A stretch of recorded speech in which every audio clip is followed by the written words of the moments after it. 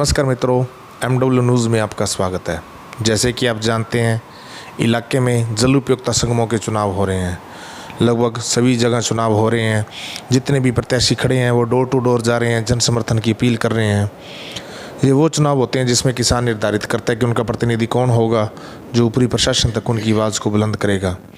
उसी क्रम में आज हमारी टीम पहुंची जल उपयोगिता संगम समिति नंबर 38, जहाँ पे अध्यक्ष पद के प्रत्याशी इस बार उतरे हैं जयप्रकाश साहू, जो कि पूरे एरिया में JP साहू के नाम से जाने जाते हैं।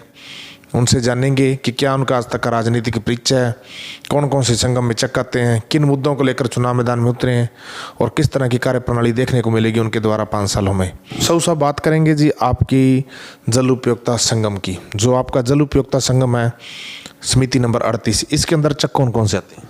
इसमें चक नंबर 1 से 7 तक आते हैं और इसमें टोटल 8 चक हैं। 8 चक हैं जी। तो सब बात करेंगे जी आपके राजनीतिक परिचय की। इससे पहले भी आपने कभी कोई चुनाव फाइट किया, जब आपके परिवार ने कोई चुनाव फाइट किया, जब आपका पहले ही चुनाव है? ये मेरा तो पहला चुनाव है। मेरे से पहले हमारे चाचा जी ने चुनाव जोन नंबर 21 से डायरेक्टर चुनाव लड़ा था। अच्छा, तो मतलब वो डायरेक्टर? हाँ, डायरेक्टर रहे थे। तो सब बात करेंगे जी आपके संगम की। आपने संगम की बता दिए भी 7-8 चक आते हैं। तो इन 8 चक्कों की ऐसी कौन सी समस्याएं हैं, जो कौन से मुद्दे हैं, कौन से एजेंडे हैं जिन्हें लेकर आप चुनाव मैदान में उतरे हो? पहला नंबर तो खाड़ों का है जी। खाड़ों की मरम्मत है वो सही ढंग से नहीं है। खाड़े बहुत पुराने हो चुके हैं। उसकी अच्छी तरह से मरम्मत कराएंगे, उसके पटड़े बनवाएंगे और आखिर तक पानी जाए, आखिर वाले को पानी मिले, वो पूरी कोशिश करेंगे। तो आपके जी खाड़े हैं जो सभी बने हुए हैं, जो इसमें कुछ बनने वाले बाकी हैं? नहीं, बहुत कम बने हैं अभी तक तो दोबारा। पहले पक्के तो हैं पर कुछ उसमें कई मरबे हैं, कच्चे भी हैं। कितने साल हो गए जी इनको? ये तो लगभग नहर बनी थी तब कई बनी है। 40 साल के लगभग साल हो गए। एक साहू साहब, ये देखा जाता है भी जो आपके खाड़े हैं, खाड़ों के पटड़े बहुत छोटे हैं। अब पीछे चक्कर मारने जाता है तो वो चला नहीं जाता। जो वाट आधे घंटे में निकलनी चाहिए वो 1.5 घंटा चक्कर मारने में लग जाता है। तो वो पटड़ों को भी किस तरह की व्यवस्था होनी चाहिए? पटड़ों को सही करेंगे, हम दुरुस्त कराएंगे, उनकी सही देखभाल हो, समय समय पर खाड़ों की सिल्ट निकले, वो सभी काम कराएंगे। एक अक्सर देखा जाता है भी कई बार खाड़ों में डाफ लग जाती है, नहर में भी डाफ लग जाती है, अध्यक्ष मौके पे पहुंच नहीं पाता और जाफे आ जाते हैं, जब मरे हुए पशु आ जाते हैं। तो उसके बारे में अगर जनता आपको चुन के बनाती है तो आपके द्वारा किस तरह की रूपरेखा तैयार की जाएगी उसके लिए? उसको जैसे नहर आने वाले की सूचना मिलेगी, उससे पहले उसकी सफाई कराएंगे, देख रेख करेंगे उसकी, और बेलदार उसको भी सूचित करेंगे भी आप सिल्ट वगैरह निकालो। आपका जो सर पिछला कार्यकाल है किस तरह करा? मतलब नहर की सफाई समय समय पर होती रही है? नहीं जी, कभी नहीं हुई पहले से। कभी नहीं की है, तो कभी जमींदारों ने की है और इसके द्वारा मेरे ने कुछ नहीं किया। तो बात करेंगे साहब अध्यक्ष के मेन फर्ज की। अध्यक्ष का मेन फर्ज रह जाता है पर्ची बांटना, मामला इकट्ठा करना। तो अगर जनता आपको चुन के अध्यक्ष बनाती है तो आपके द्वारा किस तरह के प्रयास किए जाएंगे? मेरे द्वारा तो यही प्रयास किया जाएगा, जैसे ही अक्टूबर आएगा, अक्टूबर की 15 तारीख से पहले पर्ची वगैरह सब तैयार हो, उसकी भराई खिंचाई है, उसको सभी को बिठाकर उसका निराकरण किया जाए, कोई लड़ाई झगड़ा न हो किसी का।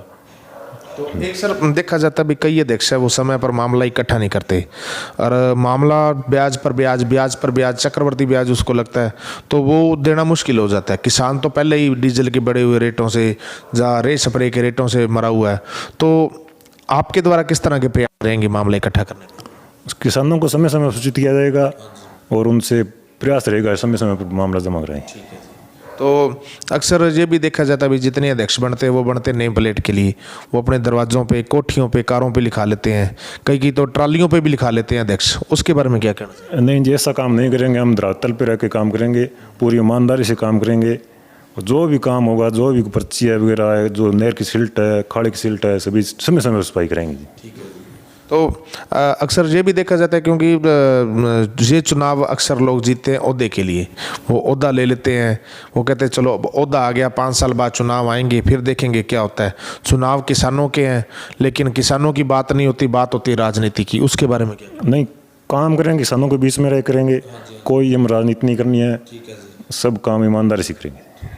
तो अब आप हमारे चैनल के माध्यम से देखो जी, आपको आपकी जो संगम क्षेत्र है उसके किसान देख रहे हैं, आसपास के किसान भी देख रहे हैं, सभी माताओं से, बहनों से, बड़े बुजुर्गों से क्या अपील करना चाहोगे? मैं सभी किसानों से, मेरे भाई है, बहन है, छोटे बड़े सभी किसानों से यही निवेदन करता हूँ कि मुझे ज़्यादा से ज़्यादा मत देकर विजय बनाएं।